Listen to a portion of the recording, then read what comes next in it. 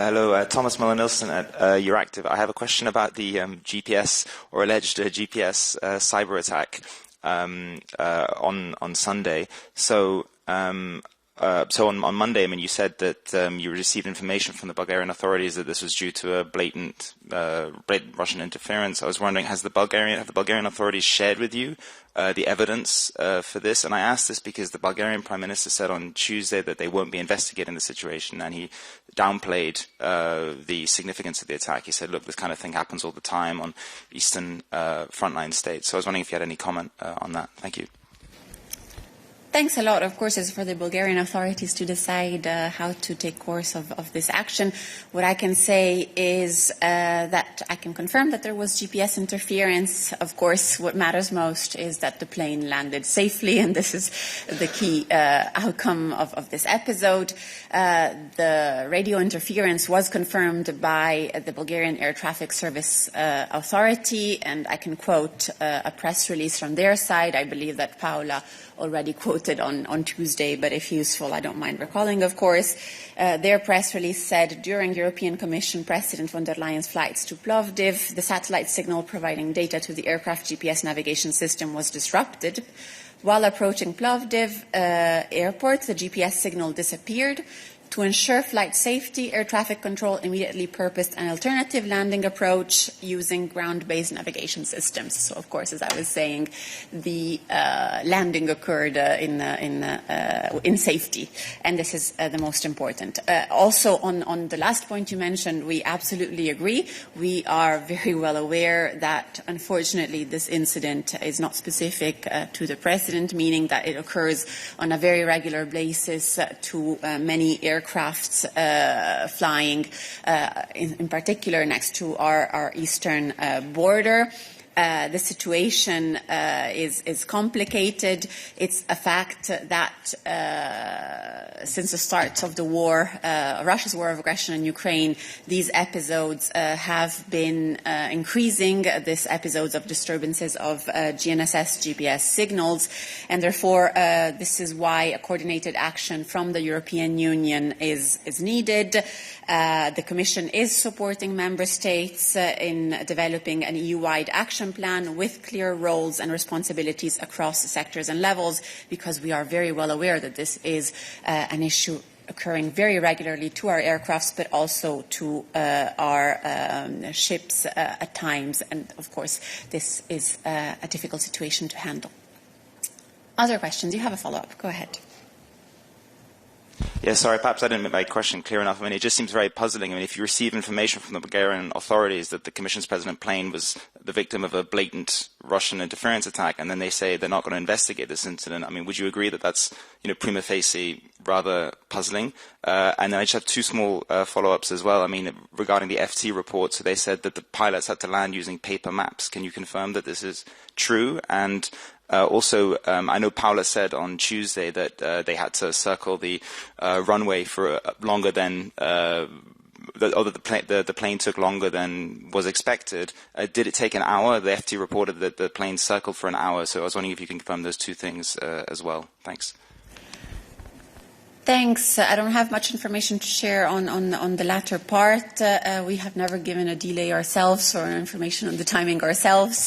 What matters ultimately is the plane landed successfully, and of course this is the point that is of greatest interest for us.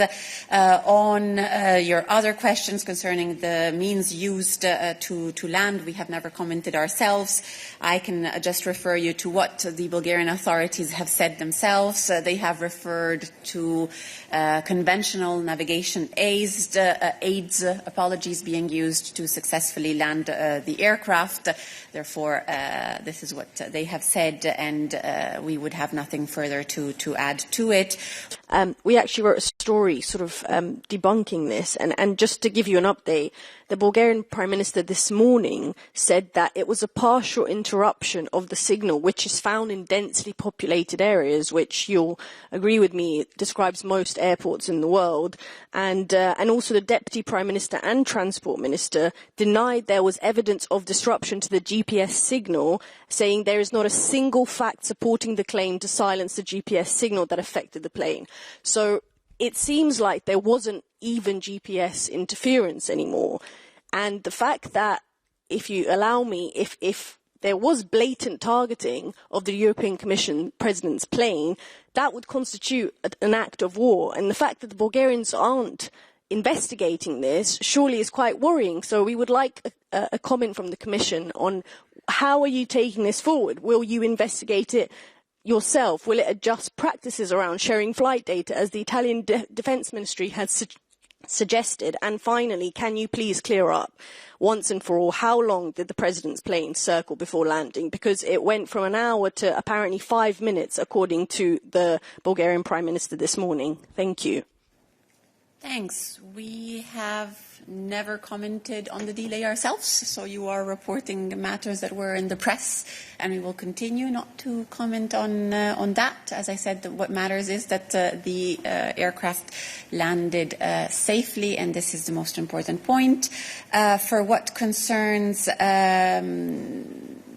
your other questions, and perhaps I'm forgetting one right now, but I would just repeat what I just said, which is quoting the press release that has been sent out by the Bulgarian authorities at the beginning of the week.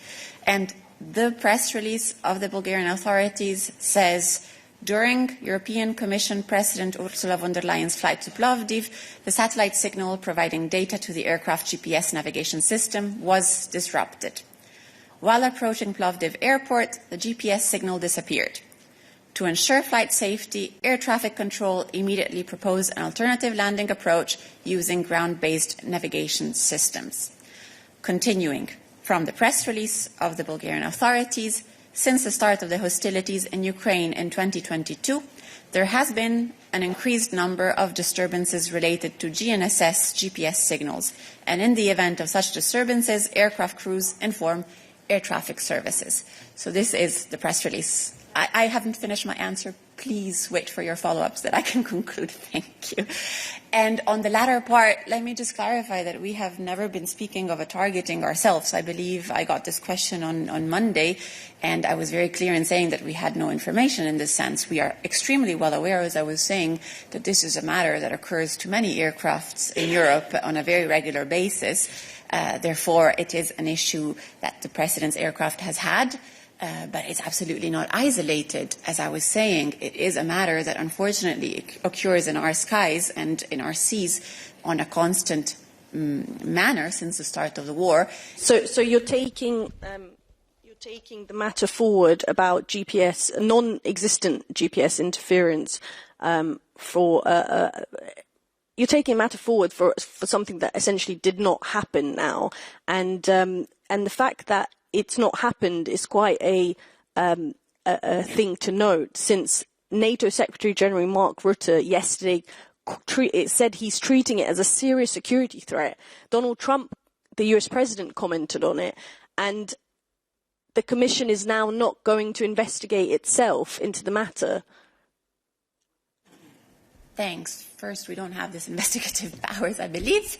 I feel we're going a bit in circles, so I'm not really sure what the value added is. You're saying something that has not happened. I'm telling you there was GPS interference. I quoted a Bulgarian authority press release confirming the GPS interference.